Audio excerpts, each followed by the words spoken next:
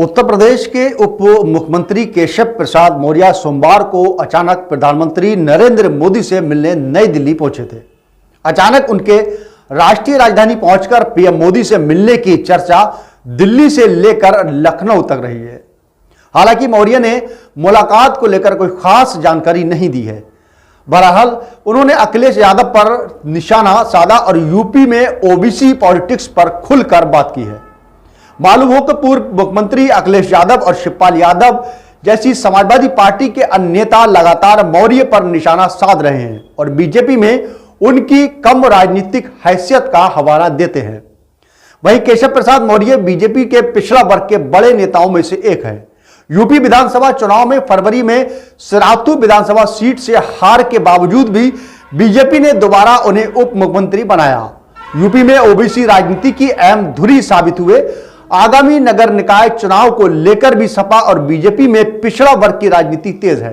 2024 में लोकसभा चुनाव में भी यूपी में बीजेपी बड़ी जीत की आस लगाए है, क्योंकि यही से उसे बड़ी सियासत बढ़त मिल सकती है। ऐसे में पिछड़ों की राजनीति को लेकर वो फूंक फूंक कर कदम उठा रही है। वहीं जातीय जनगणना पर भी बीजेपी ने सदा रुख अपनाया हुआ है, जबकि रामचरितमानस पर उनके मंडल के राजनीति को हवा दे रही है। सपा को हिंदुत्व के कमंडल के दांव में चित कर दिया है। मुलाकात के बाहर आने के बाद मीडिया से बातचीत में केशव प्रसाद मौर्य ने कहा कि यूपी में स्थिति पूरी तरह से ठीक है। आने वाले निकाय चुनाव में लोकसभा चुनाव में कमल खिलेगा, वही उत्तर प्रदेश में कमल मॉडल खिलेगा। जिस तरीके से गुजरात मॉडल को लेकर हम चल रहे हैं, उसी तेजी से बीजेपी में राज्य में उत्तर प्रदेश में लगातार विकास हो रहा है।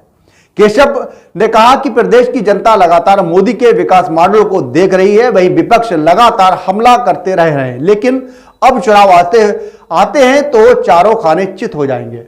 जहां तक भविष्य की बात करें तो सिर्फ ओबीसी ही नहीं, अनुसूचित जाति और सामान्य जाति का भी वोटर हमसे जुड़ रहा है। इतना ही नहीं, केशव प्रसाद मौर्य ने कहा कि विधानसभा चुनाव में जिन बूथों पर अखिलेश की साइकिल चली थी, अब वहां भी कमल खिलेगा।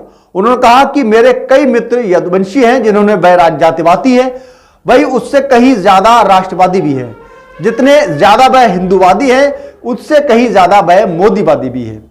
उन्होंने कहा कि 2022 के चुनाव से पहले भगवान परशुराम की मूर्ति का अनावरण करके उन्होंने सोचा कि ब्राह्मणों को अपने पक्ष में कर लेंगे, तो उनका कोई जादू अब नहीं चलने वाला है। अब काशीराम की मूर्ति का अनावरण कर देने पर वह सोचते हैं कि अनुसूचित जाति के लोग उनको वोट दे देंगे।